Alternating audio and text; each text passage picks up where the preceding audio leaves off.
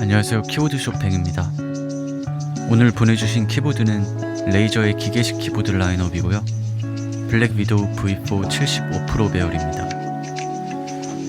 오렌지축 텍타일 스위치가 장착되어 있고 기판은 핫스왑을 지원합니다. 이 75%의 배열은 펑션키를 사용할 수 있는 가장 작은 키보드 배열입니다. 헌츠맨과의 가장 큰 차이점은 RGB가 상당히 밝다는 점이고요, 기계식 스위치를 사용하며 사이드 글로우 조명도 지원합니다.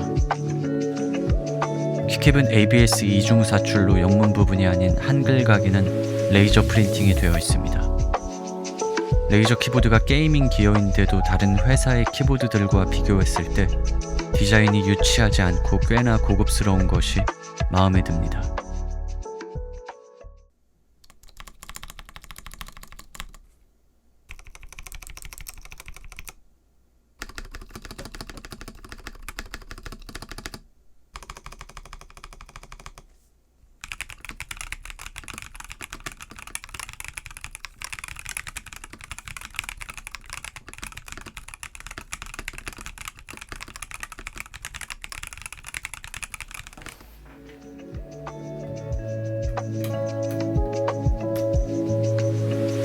스위치는 레이저에서 자체 개발한 오렌지축입니다. 우측 상단에는 볼륨 조절 슬라이더와 멀티미디어 컨트롤들이 있고 키보드의 높이는 총 3단계로 조절이 가능합니다. 키보드 상판 재질은 알루미늄이지만 하판의 재질은 ABS 플라스틱 재질입니다. 블랙 위도우 V4는 게임 키보드에서는 거의 최초로 가스켓 마운트 방식으로 설계가 되었고요, 가스켓 재질은 제가 가장 선호하는 포론 재질입니다.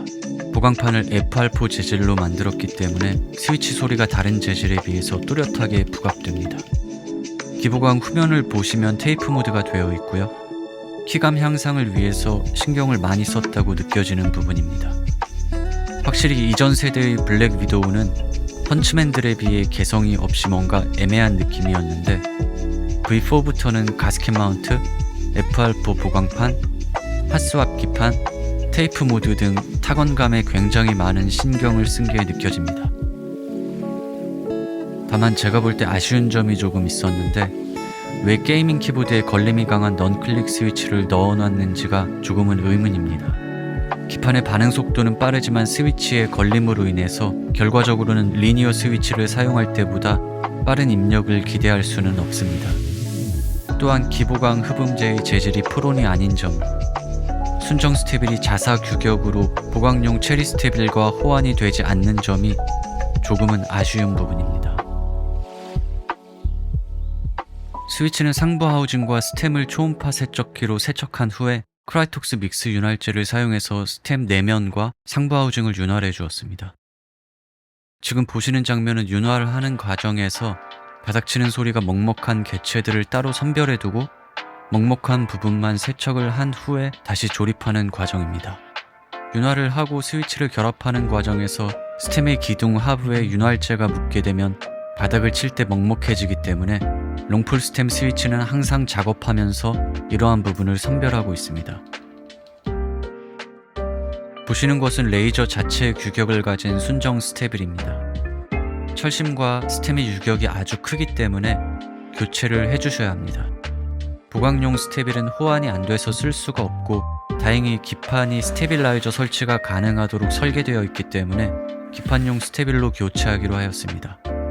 스페이스바는 나이트 스테빌, 나머지 짧은 스테빌은 체리 스테빌을 사용하였고요, 체리 스테빌의 스템은 홀리 모드를 하고 모든 스테빌의 철심 수평을 교정해준 뒤에 크라이톡스 XHT BDG로 윤활을 해주었습니다. 나이트 스테빌을 설치하실 때는 항상 조심해야 하는 부분이 있습니다. 나사를 조일 때 좌우로 어느 정도의 유격이 있기 때문에 스테빌 하우징이 가운데 위치하도록 손으로 잡아주신 후에 나사를 체결해야 합니다. 이게 잘 안되면 스템과 하우징의 간섭으로 인해서 스테빌이 먹먹해질 수 있습니다. 스테빌을 설치한 후에 스위치와 키캡을 체결하고 스테빌을 테스트하는 과정을 거치는데요, 스위치가 롱폴 스템이고 스페이스바 키캡이 스테빌 스템을 꽉 물어주지 못하기 때문에 키캡이 시소를 타는 문제가 있습니다. 이로 인해서 롱폴 스테비를 구매하실 필요는 없습니다. 0.5mm 두께의 와셔를 끼워주시거나 마이크로포 테이프를 작게 잘라서 키캡이 체결되는 부위에 붙여주시면 키캡이 스테빌 스템을 꽉 물어주게 되면서 문제를 해결할 수 있습니다. 이렇게 모든 스테비를 테스트한 후에 스위치와 키캡을 장착해줍니다.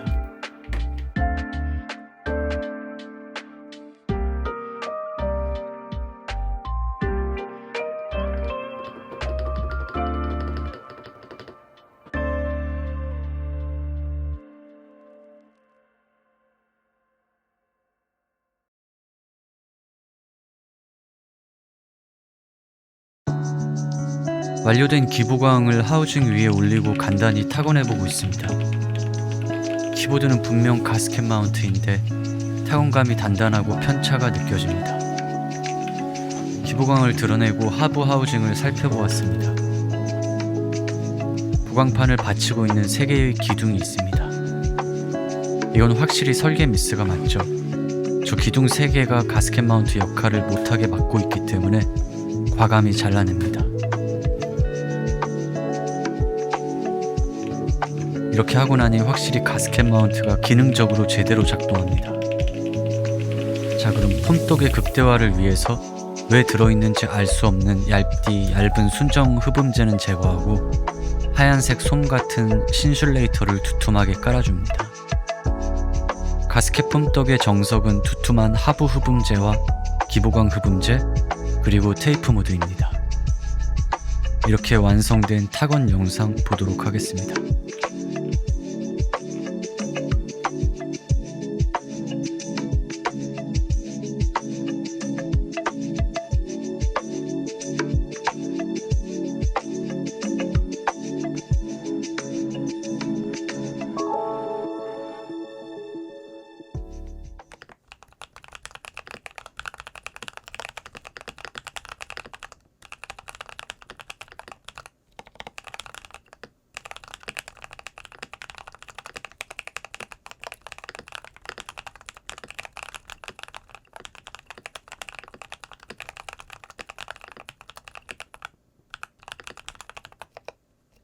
작업으로 인해서 확실히 불필요한 소음들은 줄어들고 낮은 피치와 리치한 타건음이 되었습니다만 앞서 말씀드렸다시피 넌클릭은 반응 속도에서의 단점이 있기 때문에 하이무 미드나이트 스위치로 교체를 하였습니다.